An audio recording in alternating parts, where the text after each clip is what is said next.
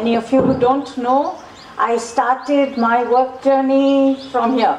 So this is my birthplace in some senses. This was my first job. And it's always wonderful to be back. So thank you, Karthikeyan. And thank you everyone at CE. Clearly a very important opportunity. I mean, we know that the world is in deep trouble. We know that the Paris Agreement is too little, too late. It leaves behind huge issues of how are we actually going to reinvent and transform our world to stay below 1.5 degrees. Otherwise, what we have in Paris is some wonderful words and some big men in suits who could pat themselves on the back, but the world is in trouble.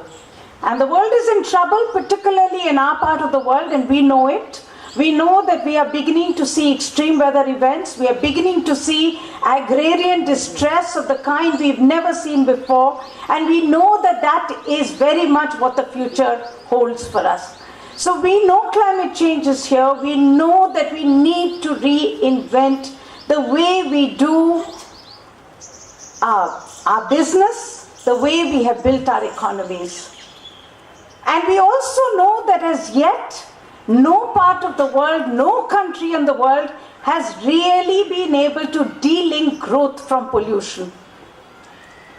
And so we are really at that stage where we know we are in trouble, we know we cannot do more of this, and we know, and we still don't know what the path to the future will hold. And that is why, in my view, the role of education becomes so critical. That's what you said, Simon, that's what everyone said on the panel. We have to reinvent education itself, because we don't know what to educate people on. If you educate them in terms of what we already know and what we are doing today, then we will only create more trouble for the future. So we have to be able to reinvent education by being able to look for the transformative action that we know needs to happen. We have to be able to stand behind the ideas that we have, and we need to be able to push, and to push, we need to be able to measure what that transformative action means. I am coming to you, many of you know that right now Delhi is going through some very interesting times. And I want to talk about that from the point of view of what this future means in terms of transformative action, and what all of us will have to do a lot more of in the field of education if we want to make the change that we believe needs to happen.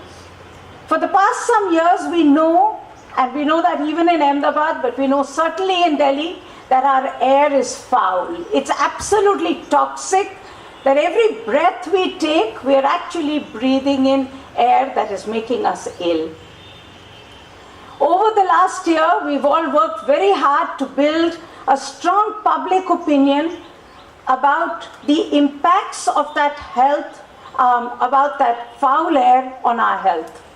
So you've educated large numbers of people, not just about air quality, but about the impacts on their own health. You've made the linkages, you've built an understanding in large numbers of people that air pollution is something that we cannot keep saying is okay. Now, after doing that, you have, as this government has just done, our government has just done in Delhi, announced something called the odd and even plan, which means you ration the number of cars on the road and you make sure that only the cars which have a certain even or an odd number plate drive. Essentially what you're saying is that you're halving the number of cars on a road. There's been huge support for it because it has meant that the congestion has come down. There has been extraordinary compliance with the program, partly because people understand that it is being done for air pollution. partly because there is punitive action if you are caught. So there's a deterrence, and there is also a drive which pushes people, which is built on their belief that this is good for them. But there is also opposition.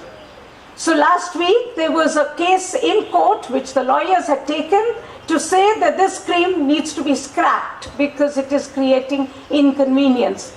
But more importantly, they said that the scheme is having no impact on Delhi's air quality. Now, it is a fact that since the scheme has been introduced in Delhi, air pollution levels have gone up and not down.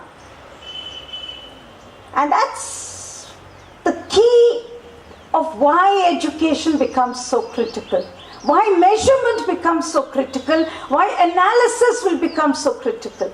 Because more and more in the ideas that we will want and we believe will transform our future, there will be a contest to it.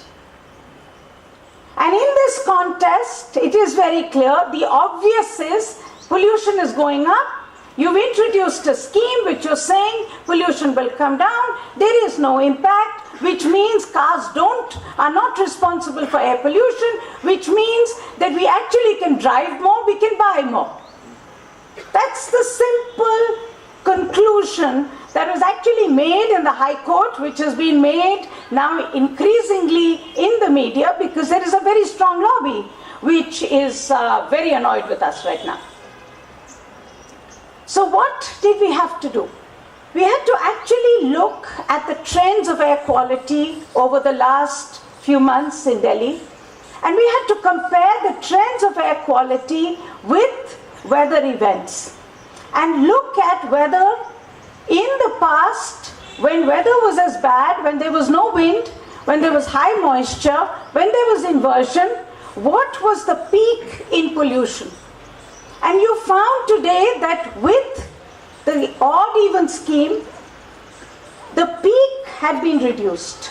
So essentially the message is that yes, pollution has not come down, but without the odd and even scheme, your peak, your smog episode would have been even more deadly. And that's what was shown through data for the last month. Now that's measurement, that's analysis, that's the kind of data analysis that we will need to drive the change that we believe needs to come. Because at the end of the day, the odd and even scheme is only, to my mind, a very small part of the larger change we need. But the change will come through changes in behavior.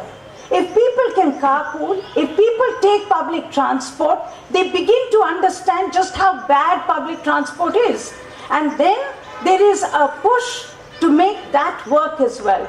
So you make change through a ripple impact in this way. But to do this, you need to be able to make the links, you need to be able to make sure people are educated about the impacts of that on their own health. You need to be able to constantly measure and to be able to influence public opinion in terms of what's actually happening, what's the actual impact, and where and how you want policy to go. And that is really what, to my mind, this conference is all about. This conference is about saying, how do we find the ideas that are the transformative ideas in our society? How do we educate people about those ideas? And how do we stay ahead so that as the conflict and the contestation grows against those ideas, we can actually keep influencing people to make sure they take the right decisions.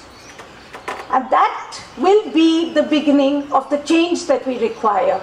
Because only when we can challenge the current consumption production patterns of the world, and only when we can show that there is a different way of doing development which is good for health, good for well-being, and also good for the planet, that we will actually find the answer that we are all looking for.